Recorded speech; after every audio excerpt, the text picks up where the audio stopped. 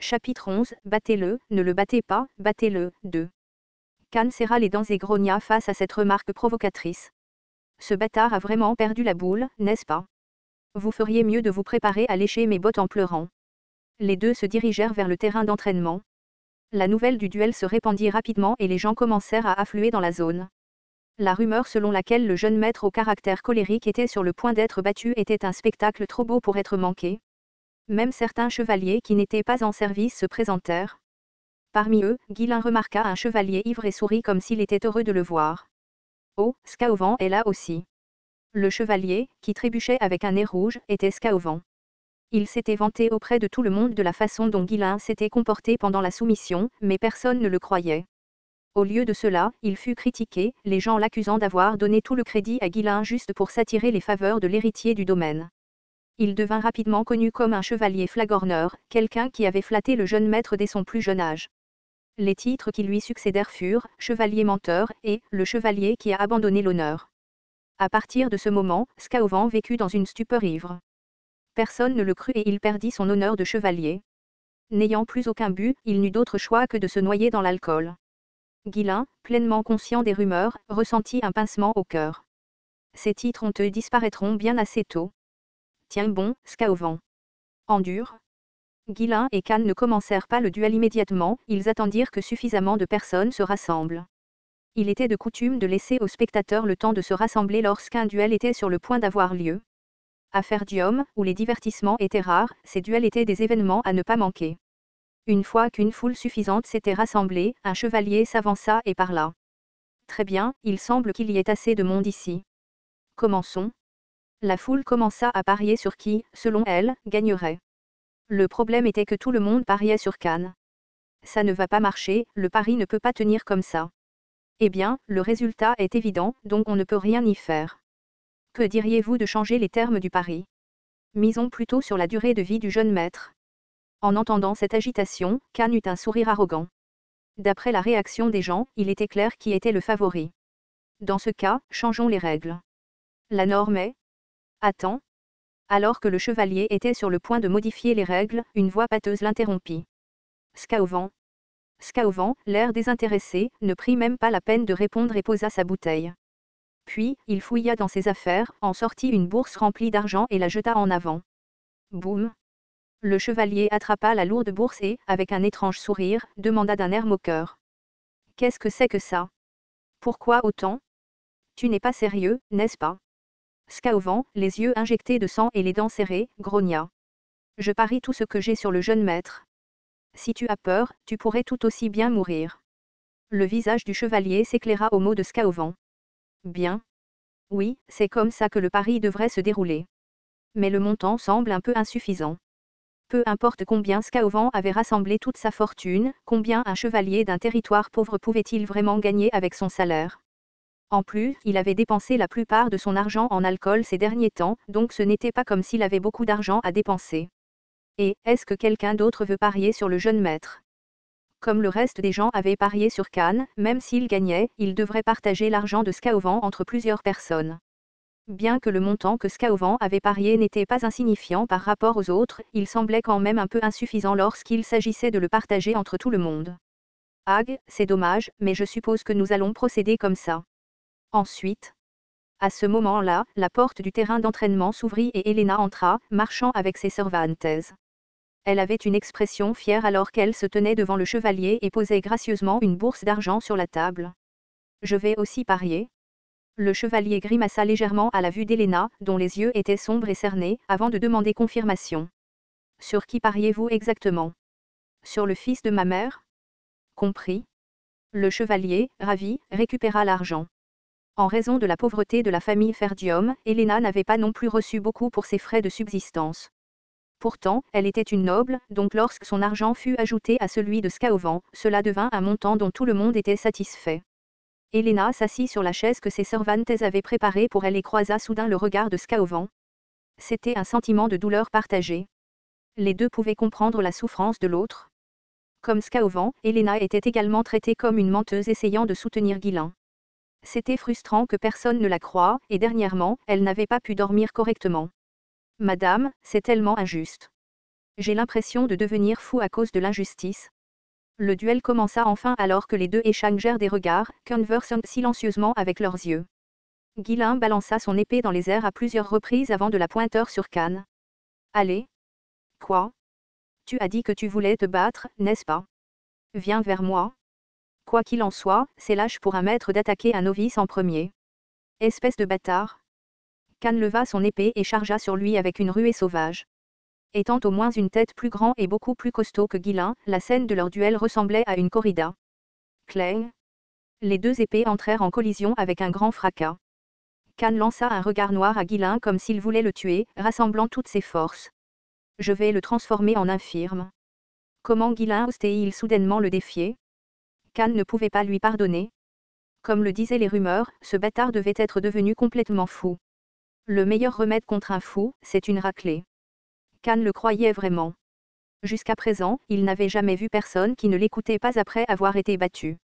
Le problème était que Guilain pensait exactement la même chose. A-t-il quelque chose qui ne peut pas être résolu par la force? Alors peut-être que tu n'as tout simplement pas assez de force? Alors que leurs épées s'entrechoquaient, Guilain évaluait Khan. Comme prévu, sa force n'est pas mauvaise du tout. Avec sa carrure, il a probablement aussi une endurance décente. On dirait que je n'aurai pas à m'inquiéter de ce qui se passera ensuite, donc je pourrai le tabasser un peu. Il est doué pour jurer et aurait probablement fait un excellent bandit. C'est un peu dommage. Sa taille et sa force surpassaient de loin celles de ses pairs, probablement grâce au fait qu'il était bien nourri et bien reposé. La plupart des chevaliers n'auraient aucune chance contre Khan seul en termes de force brute. Maintenant, voyons comment son escrime tient le coup. Clang. Clang. Les deux épées se heurtèrent rapidement sans pause. Les gens étaient stupéfaits en voyant Guilain manier son épée avec aisance. Même Khan, qui lui faisait face directement, n'arrivait pas à croire ce qui se passait. Qu'est-ce que c'est que ce bordel? Quand ses compétences se sont-elles autant améliorées? Guilain a eu du mal à bloquer ne serait-ce qu'un seul coup la dernière fois qu'ils se sont affrontés. Khan s'attendait au même résultat aujourd'hui, mais la réalité était différente. Guilain bloquait ou esquivait désormais facilement chacune de ses attaques. Alors que Khan gémissait et balançait furieusement son épée, les spectateurs ne pouvaient s'empêcher de s'émerveiller de la performance impressionnante de Guilain. Les compétences du jeune maître se sont beaucoup améliorées. Se pourrait-il que Lord Khan soit plus faible? Ils me semblent tous les deux assez voyants. En général, ce sont les moins doués qui se battent de manière plus spectaculaire. En entendant la foule murmurer, le visage de Khan devint rouge d'embarras. Il avait voulu écraser Guilain d'un seul coup mais n'avait pas réussi à le toucher. Bon sang! Pourquoi je n'arrive pas à le toucher? Alors que Khan devenait de plus en plus frustré, Guilain sourit et recula légèrement. Dois-je rendre ça un peu plus intéressant? Quoi? Tout le monde autour d'eux tourna leurs yeux curieux vers Guilain. Clic. Guilain rengaina calmement son épée et, serrant les deux mains, parla avec désinvolture. Je vais me battre à main nue. La différence de niveau est si évidente que je dois te donner un handicap pour rendre ça amusant. Et puis, sentir l'impact quand je frappe à main nue est plus satisfaisant. Le visage de Khan rougit de colère face à cette soudaine provocation. Toi, espèce de bâtard. Guilain ne lui prêta aucune attention et leva plutôt les deux mains vers la foule, les exhortant à applaudir. Rarara. C'est amusant. Waouh. Le jeune maître s'est tellement amélioré. Que quelqu'un gagne. Les duels entre chevaliers ou nobles avaient généralement un certain niveau de dignité et de solennité. Cela avait son propre charme, mais il était indéniable que ce que Guilain faisait maintenant, avec son sens du spectacle, était beaucoup plus divertissant pour le public. Guilain, regardant tout le monde autour de lui, lança une autre déclaration audacieuse. Si je gagne, j'offrirai à tout le monde des boissons et de la viande. Waouh! C'est génial! Allez, jeune maître. Comme on s'y attendait de l'héritier de Ferdium. Il n'avait pas d'argent, mais il promit quand même. C'est ainsi que fonctionnait Guilain, qui avait vécu comme mercenaire. Les duels de mercenaires se déroulaient généralement de cette façon. Ils mettaient en valeur leurs compétences, attiraient l'attention sur eux et manipulaient habilement l'atmosphère à leur avantage. Pour les nobles, le comportement de Guilain semblait vulgaire au-delà de toute croyance, mais pour les spectateurs, cela ne le rendait que plus divertissant. Tandis que la foule applaudissait, Khan serra les dents et regarda autour de lui. Toi, espèce de salaud fou. Comment oses-tu faire ce genre de coup dans un duel sacré? En un instant, l'atmosphère était devenue chaotique, comme un marché animé. On avait l'impression que Khan n'était plus qu'un esclave gladiateur exposé pour le plaisir du public. Alors que Khan se tenait là, troublé, Guilain claqua la langue et parla. En fin de compte, ce n'est qu'un combat. Sacré. Qu'est-ce qu'il y a de si sacré là-dedans? Le temple t'a-t-il parrainé ou quelque chose comme ça? Pourquoi est-ce que tu débites soudainement des bêtises qui ne te conviennent pas? Tu n'as aucune fierté en tant que noble, salaud. Non, aucune du tout. Tu vas juste continuer à parler. Si tu as trop peur, je peux te combattre avec un seul doigt. Guilain agita son doigt de manière provocatrice, et les gens autour d'eux éclatèrent de rire. Plutôt que de voir cela comme un duel de nobles, la foule trouva cela plus compréhensible, comme une bagarre entre de simples voyous de rue. Waouh! La personnalité du jeune maître semble différente maintenant. Mais c'est bien plus amusant à regarder. Pendant un bref instant, l'image du pitoyable Guilain du passé disparut de leur esprit. Au lieu de cela, ils commencèrent à anticiper ce qu'il pourrait leur montrer ensuite. Au milieu des acclamations bruyantes de la foule et des provocations de Guilain, Khan perdit son sang-froid et cria furieusement. Salaud! Je vais te tuer. Ah, tu parles encore. Je t'avais dit de ne pas le faire. Swoosh! Guilain se précipita soudainement vers Khan et balança sa paume vers la tête de Khan. Swek! Gars! Khan laissa échapper un gémissement douloureux, incapable de riposter à l'attaque surprise. Même si ce n'était qu'une gifle, son crâne palpitait comme s'il avait été secoué jusqu'au plus profond de son être. Saisissant sa tête, Khan tituba en arrière, beuglant comme un taureau avant de charger à nouveau Guilain. Espèce de bâtard arrogant. Mais Guilain esquiva l'attaque sans effort et commença immédiatement à frapper le corps de Khan. Swek! Arg! Espèce de bâtard! Swek! Putain, arg! Swek! Comment oses-tu, Keuk? Swek! Attends! Swek! Khan ne pouvait même pas tenter une contre-attaque, ni jurer correctement, car il continuait à encaisser les coups. Les spectateurs regardaient avec émerveillement dans les yeux. Les mouvements du jeune maître. Waouh, c'est incroyable! A-t-il toujours été aussi doué? Les mouvements de Guilain étaient parfois gracieux, parfois magnifiques, et à d'autres moments, féroces. Même les chevaliers qui avaient regardé étaient sous le choc de son éblouissante démonstration de compétence. Chaque mouvement de Guilain était rempli d'une technique magistrale, un niveau qu'il était impossible pour quelqu'un de l'âge du jeune maître d'atteindre. Même en se comparant à Guilain, il était difficile de dire qu'il était supérieur avec assurance. Waouh! Le jeune maître est le meilleur. Il est tellement cool. Les spectateurs ne pouvaient s'empêcher d'applaudir en regardant. Plus les coups de Guilain devenaient éblouissants, plus le public ressentait de l'euphorie comme si leur frustration s'envolait. En plus de cela, voir Khan se faire tabasser était une source de plaisir en soi. Après tout, personne ne l'aimait, puisqu'il venait souvent juste pour harceler les gens. Maintenant, je suppose qu'il est temps de vraiment commencer. Sentant que l'atmosphère avait complètement changé en sa faveur, Guilain décida de porter le coup final. Il regarda Khan, tout gonflé et au bord des larmes, et sourit méchamment. Et mort fort. Si tu ne le fais pas, tu risques de te mordre la langue. Boum.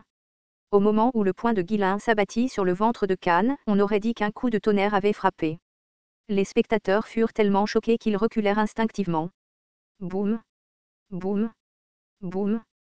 Khan traversa le terrain d'entraînement à une vitesse incroyable, s'écrasant violemment contre le mur. Lorsque son corps s'effondra enfin au sol, des fissures qui n'étaient pas là auparavant apparurent sur le mur derrière lui. C'était le résultat d'un seul coup de poing. Les chevaliers qui virent la scène portaient des expressions d'incrédulité. Comment est-ce possible? Je n'ai pas senti de mana, cependant. En vérité, Guilain avait rapidement imprégné son point de mana et l'avait rapidement retiré. Cependant, pour ceux qui regardaient, il semblait que Guilain avait démontré une immense puissance sans utiliser de mana du tout. Seul un maître pouvait manipuler le mana avec une telle précision. Ouh! C'est fini. Le jeune maître a gagné. Je n'arrive pas à y croire. Le jeune maître a effectivement gagné le duel. La foule applaudit, mais pour Guilain, ce n'était pas encore fini. S'il avait eu un cœur assez généreux pour mettre un terme aux choses ici, il n'aurait pas survécu au monde rude des mercenaires. Mais il n'est toujours pas mort? Il ne s'est même pas rendu? Je suppose que je vais devoir continuer. Guilain s'approcha de Khan, tombé au sol. Khan, à peine conscient, ouvrit faiblement la bouche. Stop. Je sûr. HM? Qu'est-ce que c'était? Je ne vous entends pas. Je sûr. Je ne vous entends toujours pas. Alors que Khan était sur le point de déclarer sa reddition, le poing de Guilain le frappa en plein dans le philtrum. Boum.